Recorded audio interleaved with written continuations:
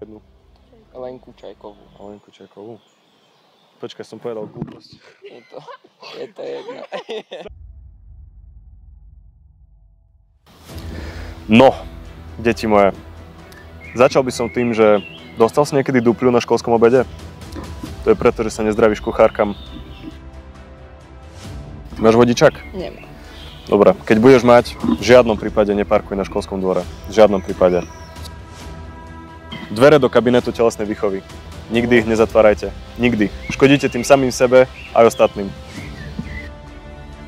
Keď stretnete rožka počas toho, čo budete prechádzať tou chodbou, tvárte sa, že ho nepoznáte.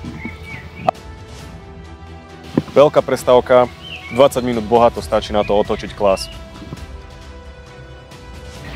Cvičíš? Nepotrebuješ žiadnu permanentku do žiadneho fitka a podobné glupstva. Všetko je u nás v škole. To je jedno, či si chorá, či máš narodeniny, či neviem čo. Nikdy nevymeškaj žiadnu školskú akciu. Budeš to ľutovať. Ku Braneckým, prosím vás, žiadne Air Forcey. A nesnažte sa dobehnúť Renátku. Nepodarí sa vám to. A posledná a najdôležitejšia rada, neučte sa na maturity. Je to strata času. Všetko dobehnete cez akademický týždeň.